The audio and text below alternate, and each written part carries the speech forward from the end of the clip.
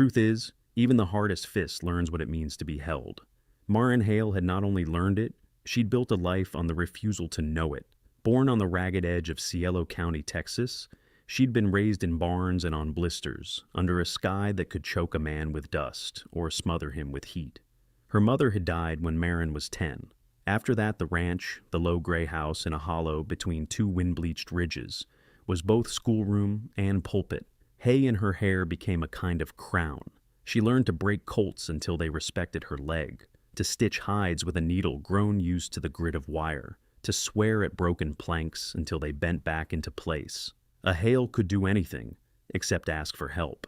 By the spring of 1883, a thin, relentless pain had been living under Maren's ribs for weeks. It began like a mosquito bite, annoying, then insistent, and sharpened until each breath felt edged with a blade. She kept moving. Work ate pain the way dust ate wood. But one dawn, while the world smelled of dew, and the far pasture smelled of cattle, and the river smelled like clean coin, the soreness buckled her knees. For the first time, she did something she never would have admitted to. She rode to Drysdale, the nearest town with a doctor. She expected an old country sawbones, whiskey on the breath, a pot-belly, and spectacles hung crooked like an afterthought.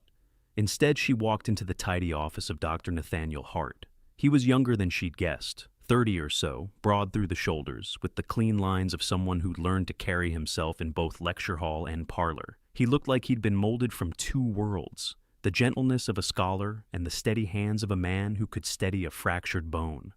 When he gestured to a chair, Maren froze, fingers gripping the brim of her hat as if it were a lariat. "Just lie back and let me take a look," he said, his voice as even as a measured stitch. The plainness of the offer embarrassed her, made heat climb her neck, and set her fingers trembling.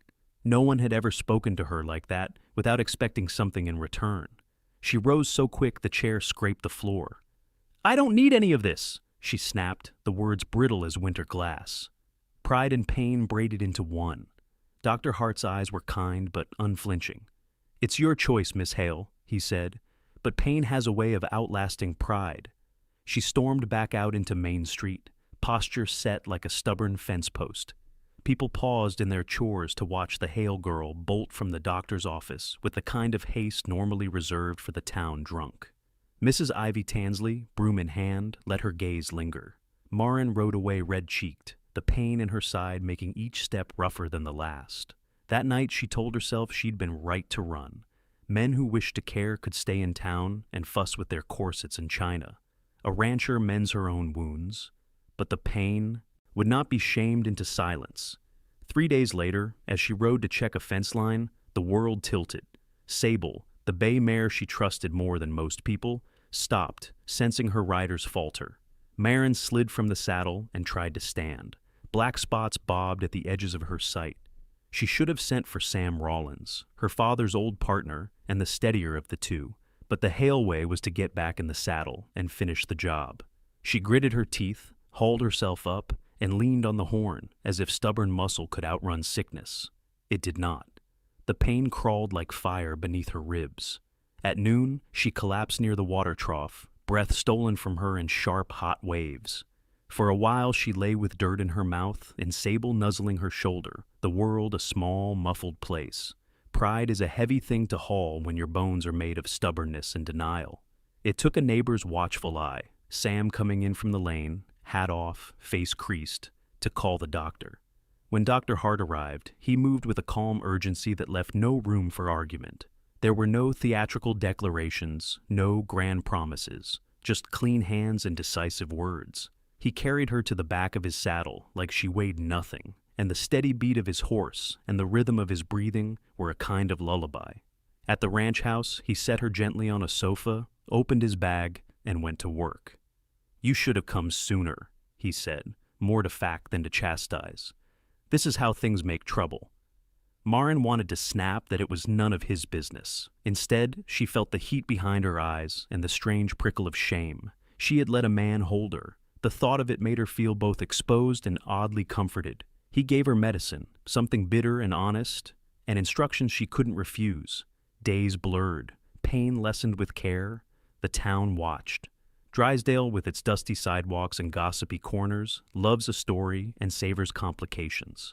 When Maren returned to town to buy flour and ammunition, she spotted Dr. Hart outside the post office, reading a letter.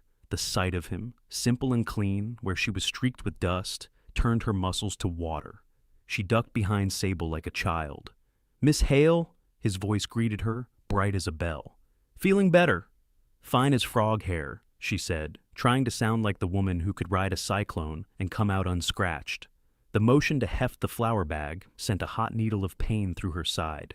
She bit it down. The doctor tipped his hat and smiled, then added, "My door's open if you change your mind about the exam." Heat flared. Shame and stubbornness made her more truculent than wounded. "Won't be necessary," she said, the words brittle and final. He smiled as if he'd expected the answer, which stung her pride sharper than any needle. This new physician, educated in the East, polished, handsome, was not what Drysdale was used to. He had a way of looking at people that made them feel both seen and unsettled. When Mrs. Maren Hale, who ran the boarding house, mentioned over coffee that she'd had inquiries about some prime cattle she needed to sell, Maren's jaw tightened. The offer meant saving the ranch. Then she heard, with all the sudden hate of a woman boxed by circumstance, that Dr. Hart had also asked about the herd. He wanted to buy them. He had money, she did not. That afternoon, she nearly ran into the doctor in Miller's cafe. He teased and invited, and before she could set out more than a defensive word, he had steered her to a corner table and bought coffee. People stilled with forks halfway to mouths. The town was good for a rumor and better for a tale. Under the clink of cups and the careful way he watched her, she felt like a specimen in a glass jar. He looked harmless enough, too polished to have ulterior motives, and yet the possibility pricked her. "You're scared," he said quietly when she tried to spin and leave. The observation landed like a cold hand. "Scared of what? You?" She tried to laugh, but the sound came thin. "Scared of being seen as soft," he said, "of letting someone take care of you." She braced to deny it. Instead, something in her chest sagged. He had named the thing she'd kept secret even from herself. Care felt like surrender. "Then prove me wrong," he said, leaning forward. "Have dinner with me." Dinner. The word felt absurd. Too smooth for her calloused palms. The proposition was simple and disarming. She found herself refusing on reflex and then failing to explain why. "You're the wrong kind of man," she said rawly, "and I'm the wrong kind of woman." "Perhaps," he answered, and for a moment his eyes were not amused but honest. "But I like you, Maren. Not despite your work, but because of it." 3 words. They hit like a bolt. She fled the cafe like a guilty animal. Pride still bristled, but that evening, sitting on the porch with a bottle of the bitter medicine he'd given her, she thought of his face. Steady, not condescending, not pitying. He'd seen her, and the seeing had not turned to mockery. For the first time in a long time, she considered what living might mean if someone else could carry a part of the load. Sam found her later, the old cowboy's face a map of patience. "You don't have to give up being a Hale to be a woman," he said. "Your pa used to say you were stubborn to the point of art." "Being a woman hasn't done me no favors," she muttered. "Maybe 'cause you never let it," Sam said. It was that, some small seed of possibility, that worried her as much as it comforted her. Dr. Hart didn't stop with the medicine. He kept appearing in the margins of her life, helpful, unshowy. He brought a bottle to ease the nights. He stayed late at her gate to offer an extra pair of hands. Sometimes he spoke the truth without drama. "You're not fine," he told her once when she tried to shoulder the work through. "Oh, a fever. You're risking things you can't mend with leather and elbow grease." And then, one morning, she was found on her back in the yard, wet with sweat, the world shrinking to a line of blue. Sam had found her when Sable wandered loose. He rode straight to town and brought the doctor. Dr. Hart arrived and handled her with a steady, efficient tenderness that left no space for pride. He carried her like she weighed nothing, mounted while holding her, delivered her to his house, simple, respectable, with lace curtains and a parlor that smelled of soap and books. His presence peeled away the last of her defenses. When he said he couldn't stand the idea of her hurting herself out of pride, his voice broke on a memory of a young woman he'd watched die back east because she waited too long. The confession lodged behind her ribs like a warm stone. This man had seen grief, and it had steeled him into a gentle rage against wasted lives. "Why me?" she asked, bone and honesty. "Because you're the rare woman who doesn't glance at money first," he said. "You're the only one I've met who scares me in the right way. You go head first into things, and you do them right. You think that makes me remarkable?" She surprised herself by wanting him to mean it. "I know it does." He took her hand, clean, warm, calloused in places she'd never expected, and held it as if it were the most natural thing in the world. "Let me keep watching you." That night she slept on his parlor sofa while he hunted for swelling and kept a quiet vigil. The morning brought coffee and the small intimacies of a household.